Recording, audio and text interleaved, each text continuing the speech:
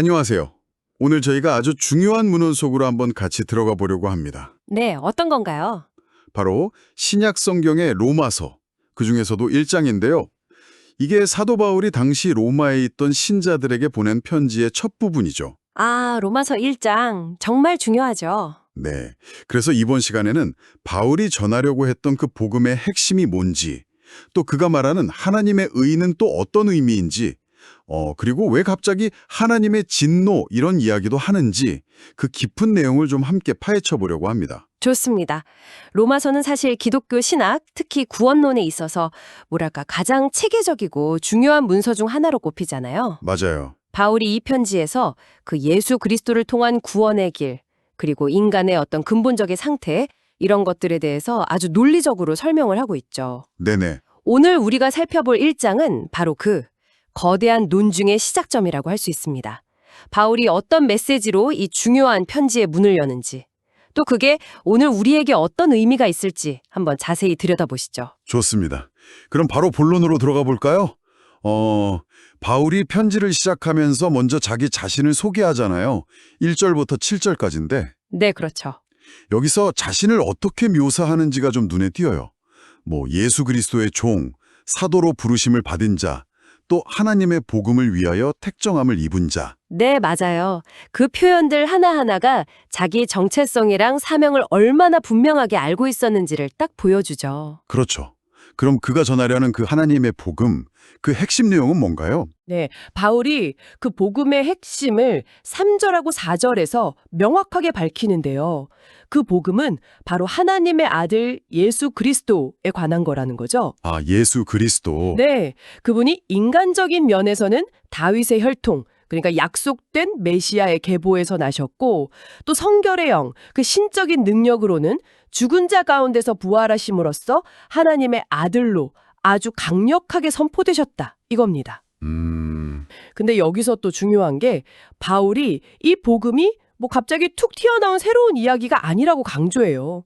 2절에 보면 구역 성경에서 하나님이 선지자들을 통해 미리 약속하신 것, 그것의 성취다 이렇게 말하거든요. 아, 구약과의 연결성. 그렇죠.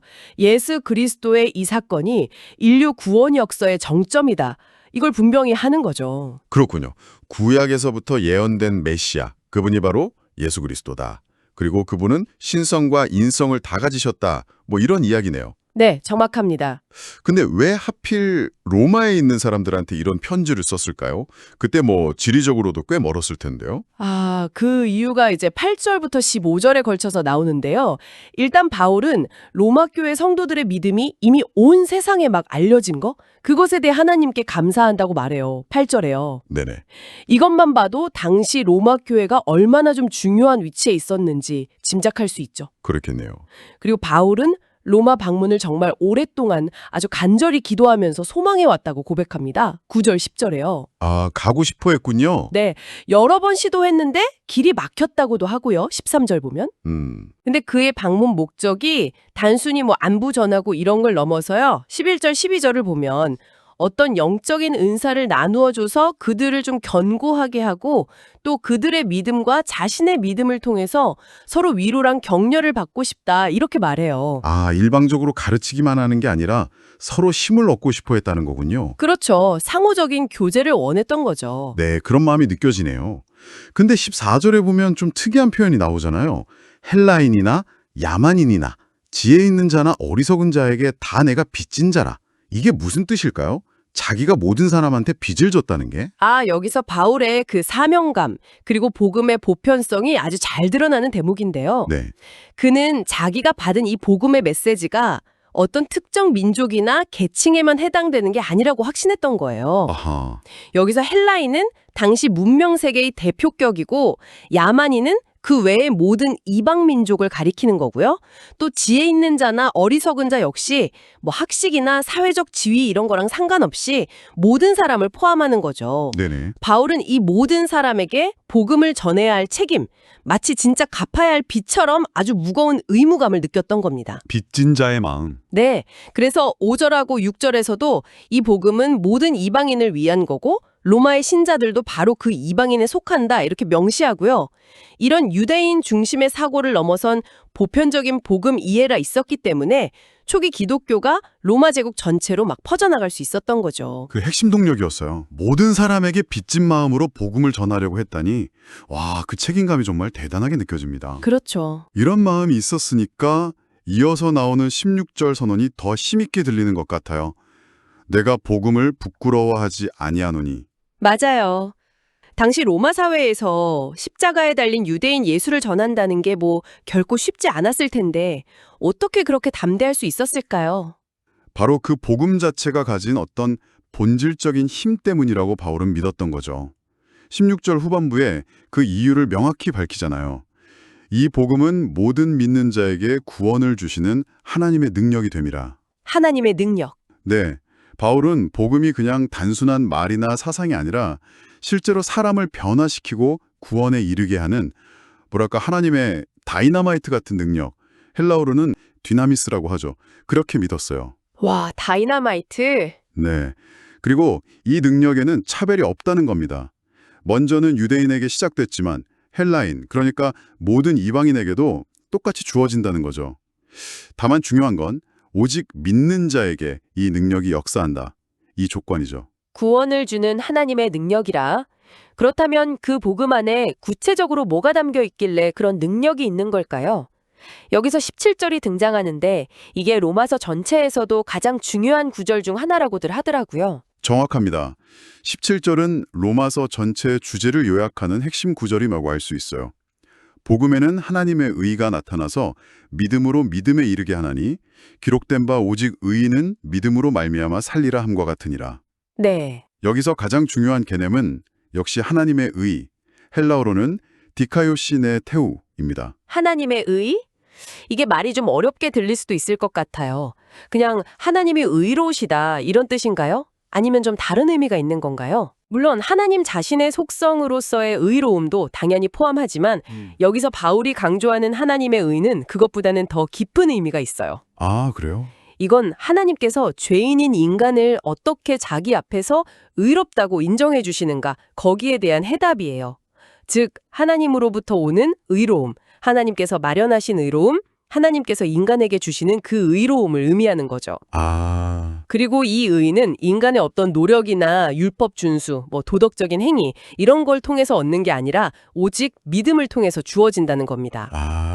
그러니까 내가 뭘 잘해서 의로워지는 게 아니라 하나님께서 너 의롭다 하고 선언해 주시는 그 상태를 믿음으로 받아들인다 이런 거군요. 네, 바로 그겁니다. 그럼 믿음으로 믿음에 이르게 한다는 말은 또 무슨 뜻이죠? 그게 바로 혁명적인 발상인데요. 당시 유대교를 포함해서 대부분의 종교는 인간의 행위나 공로를 통해서 신 앞에서 인정을 받으려고 했잖아요. 네, 그렇죠. 근데 바울은 하나님의 의는 처음부터 끝까지 오직 믿음을 통해서만 주어진다고 선언하는 거예요. 믿음으로 시작해서 믿음으로 완성된다.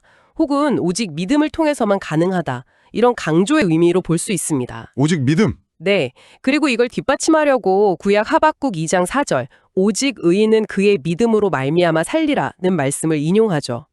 이게 바로 그 유명한 종교개혁의 핵심 슬로건이기도 했던 이신칭의 믿음으로써 의롭다함을 얻는다. 이 사상의 성경적인 근거가 되는 거죠. 아, 이신칭행. 들어봤어요. 네. 인간의 행위가 아니라 하나님의 은혜. 그리고 그것을 받아들이는 믿음이 구원의 유일한 길이다. 이걸 선포하는 겁니다. 이건 당시의 종교적, 철학적 사고방식을 완전히 뒤엎는 선언이었어요. 인간 스스로 구원할 수 있다는 가능성을 완전히 부정하고 오직 하나님의 주권적인 은혜에 의존해야 한다. 이걸 말하는 거니까요. 와, 정말 혁명적인 선언이네요. 인간의 노력이 아니라 전적인 하나님의 선물로서의 의로움이라니. 근데 이렇게 희망적인 복음, 하나님의 의, 이걸 선포하던 바울이 18절부터는 갑자기 분위기를 확 바꿔서 하나님의 진노에 대해 이야기하기 시작해요. 이건 왜 나오는 걸까요? 좀 당황스러운데요? 그 전환이 사실 굉장히 중요합니다. 바울은 하나님의 의가 왜 필요한지를 설명하기 위해서 인간의 실제 상태, 그러니까 하나님의 진노 아래 놓일 수밖에 없는 그 이유를 먼저 제시해야 했던 거죠. 필요성을 강조하기 위해서. 그렇죠. 18절을 보면 하나님의 진노가 불의로 진리를 막는 사람들의 모든 경건치 않음과 불의에 대하여 하늘로부터 나타나나니 라고 말해요. 여기서 진노는 뭐 변덕스럽거나 감정적인 분노라기보다는 죄와 불의에 대한 하나님의 거룩하고 공의로운 반응이라고 봐야 합니다. 특히 불의로 진리를 막는 행위, 여기에 초점이 맞춰져 있어요. 불의로 진리를 막는다. 이게 구체적으로 어떤 의미일까요? 사람들이 진리를 몰라서가 아니라 알면서도 일부러 막는다는 건가요? 네, 바울의 논증이 바로 그 지점을 파고듭니다. 그는 사람들이 하나님에 대해서 전혀 모를 수가 없었다고 주장해요. 모를 수가 없다. 네, 19절, 20절이 그 근거를 제시하는데요. 이는 하나님을 알만한 것이 그들 속에 보임이라 하나님께서 이를 그들에게 보이셨느니라. 창세로부터 그의 보이지 아니하는 것들, 곧 그의 영원하신 능력과 신성이 그거 만드신 만물에 분명히 보여 알려졌나니 그러므로 그들이 핑계하지 못할지니라. 아, 즉 하나님께서 만드신 이 세계, 자연 만물을 통해서 하나님의 존재, 그분의 능력, 신적인 성품을 충분히 알 수 있다는 거예요. 이걸 보통 자연계시라고 부르죠. 자연계시. 네, 뭐 하늘의 별이나 땅의 신비, 아니면 인간 존재 자체의 어떤 경이로움, 이런 걸 보면 창조주의 솜씨를 느낄 수 있다는 거죠. 그래서 하나님을 모른다고 핑계를 댈 수 없다. 이게 바울의 주장입니다. 와, 창조 세계를 통해서 누구나 하나님을 알 수 있으니까 모른 척하는 건 변명할 수 없다. 굉장히 강하게 주장하는데요. 그렇죠. 그럼 사람들이 이 명백한 증거 앞에서 어떻게 반응했다는 건가요? 뭐가 잘못된 거죠? 바울이 21절부터 그 안타까운 인간의 반응을 묘사하는데요. 하나님을 알되 하나님을 영화롭게도 아니하며 감사하지도 아니하고 오히려 그 생각이 허망하여지며 미련한 마음이 어두워졌나니 하나님을 알 수 있는 지식이 주어졌는데도 마땅히 드려야 할 영광과 감사를 안 드렸다는 거예요. 그 결과 생각이 헛되고 비논리적이 되고 분별력을 잃은 마음이 어둠에 사로잡혔다는 거죠. 생각이 허망해지고 마음이 어두워졌다. 네. 근데 더 심각한 건 22절이에요. 스스로 지혜 있다 하나 어리석게 되어 자기들이 똑똑하다고 착각했지만 실제로는 가장 근본적인 진리이신 하나님을 알아보지 못하는 그런 어리석음에 빠졌다는 겁니다. 스스로 지혜롭다고 생각했지만 사실은 어리석었다. 하나님을 인정하지 않은 결과 생각과 마음이 어두워지고 오히려 자기 자신을 속이게 되었다는 거네요. 맞습니다. 그 어리석음의 구체적인 결과는 뭐였나요? 가장 치명적인 결과는 바로 우상숭배였습니다. 23절을 보면 썩어지지 아니하는 하나님의 영광을 썩어질 사람과 새와 짐승과 기어다니는 동물 모양의 우상으로 바꿨느니라. 아, 영원하고 무한하신 창조주 하나님 대신에 유한하고 결국은 썩어 없어질 피조물의 형상을 만들어서 그걸 섬기기 시작했다는 거죠. 이건 하나님에 대한 가장 심각한 모독이고 또 인간의 가치를 스스로 떨어뜨리는 행위였던 거죠. 하나님을 거부하고 우상을 섬기게 된 것.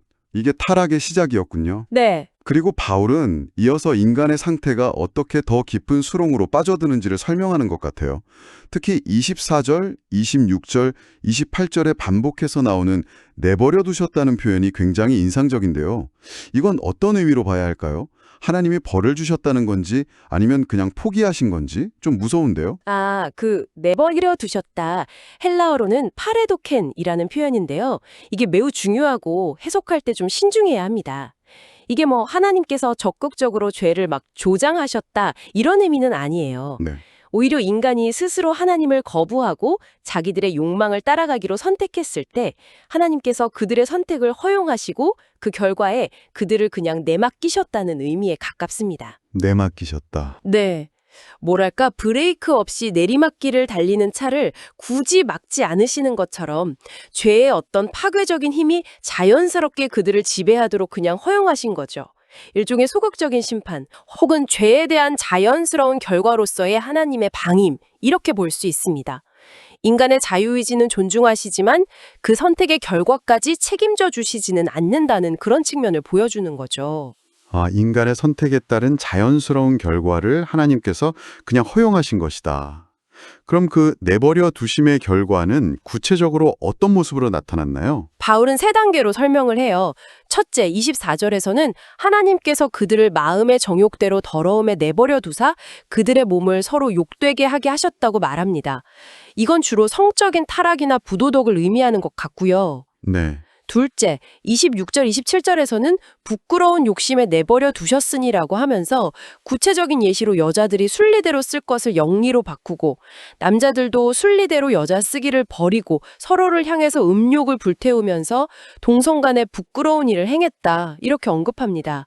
바울은 이걸 하나님으로부터 멀어진 그릇됨에 대한 상당한 보응이라고 설명하고요.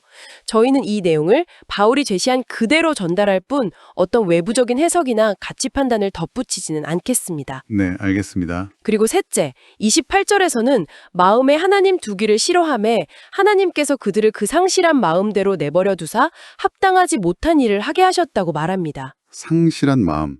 그러니까 하나님을 인정하지 않는 그 마음 상태가 결국 온갖 종류의 부도덕과 죄악으로 이어지는 거군요. 그렇습니다. 28절 이어부터 31절까지 나열되는 죄악의 목록은 그야말로 충격적이죠. 네, 정말 많더라고요. 네. 모든 불의, 추악, 탐욕, 악의가 가득한 자요, 시기, 살인, 분쟁, 사기, 악독이 가득한 자요, 수근수근하는 자요, 비방하는 자요, 하나님께서 미워하시는 자요, 능욕하는 자요, 교만한 자요, 자랑하는 자요, 악을 도모하는 자요, 부모를 거역하는 자요, 우매한 자요, 배악하는 자요, 무정한 자요, 무자비한 자라. 와. 이 목록을 보면 단순히 개인적인 윤리적 실패를 넘어서 인간관계와 사회 전체가 어떻게 파괴되는지를 보여주는 것 같아요.